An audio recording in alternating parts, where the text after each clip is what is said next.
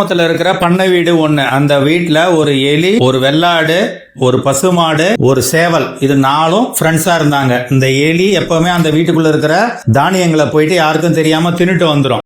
ஒரு நாள் வீட்டோட சொந்தக்காரன் அவங்க வீட்டில் இருக்கிற எல்லாரையும் கூப்பிட்டு, இங்க எலியோட தொல்லை அதிகமாயிடுச்சு, நம்ம எங்க இந்த மூட்டை வச்சிருந்தாலும் அதை கடிச்சு ஓட்டையாக்கிடுது, இதை பிடிக்கிறதுக்கு ஒரு ரேட் ட்ராப் வச்சு இன்னைக்கு எப்படியாவது அதை பிடிச்சிடணும்னு சொன்னாரு. இது அந்த எலி கேட்டுட்டே இருந்தது. அதுக்கு ரொம்ப பயம் ஆயிடுச்சு. ஏன்னா பகல் நேரத்துல அந்த ரேட் ட்ராப் எங்க இருக்குன்னு அதுக்கு தெரியும், இருட்டுல அதுக்கு தெரியாது. அது நேரா அதோட ஃப்ரெண்ட்ஸ் கிட்ட போயிட்டு, இங்க பாருங்க, இந்த வீட்டு ஓனரு என்ன பிடிக்கிறதுக்கு ரேட் ட்ராப் வைக்கிறாரு, இதை என்னால நைட் நேரத்துல கண்டுபிடிக்க முடியாது, நீங்க எப்படியாவது அதை அங்கிருந்து அப்புறப்படுத்திட்டீங்கன்னா நான் தைரியமா அந்த வீட்டுக்குள்ள போயிட்டு சாப்பிடுவேன்னுச்சு. இதை கேட்ட சேவல், ஆடு, மாடு, இது 3ம் இது உன்னோட பிரச்சனை, இதுக்குள்ள நாங்க வந்து தலையிடுறதுக்கு எதுவும் இல்லை, ஏன்னா இந்த ரேட் ட்ராப்பால எங்களுக்கு எந்த பிரச்சனையும் கிடையாது, எங்களை வீணா வம்புல மாட்டி விடாதுன்னுச்சுங்க.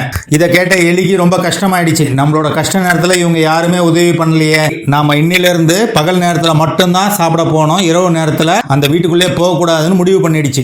2-3 நாள் கழிச்சு எலிப்பொறிக்குள்ள வச்சிருந்த சாப்பாட்டை சாப்பிடறதுக்காக வந்த ஒரு பாம்பு அந்த எலிப்பொறிக்குள்ள மாட்டிடுச்சு. இதை பார்த்த வீட்டு ஓனரு அதை எடுக்க முயற்சி பண்ணாரு.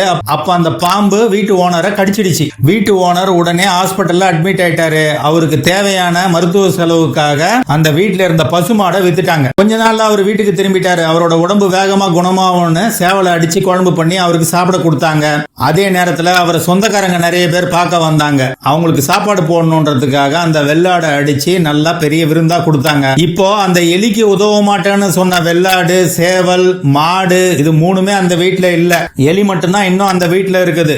யாராவது ஏதாவது உதவி கேட்டாங்கன்னா முடிஞ்ச வரைக்கும் அவங்களுக்கு உதவி பண்ண நாம முயற்சி பண்ணணும். அந்த பிரச்சனையால நமக்கு எந்த பாதிப்பும் இல்லைன்னு நம்ம முடிவு பண்ணோம்னா அந்த பாதிப்பு ஏதாவது ஒரு வழியில நமக்கே வரலாம். இந்த கதை உங்களுக்கு பிடிச்சிருந்தா வீடியோக்கு லைக் பண்ணுங்க, சேனலுக்கு சப்ஸ்கிரைப் பண்ணுங்க. தேங்க்ஸ்.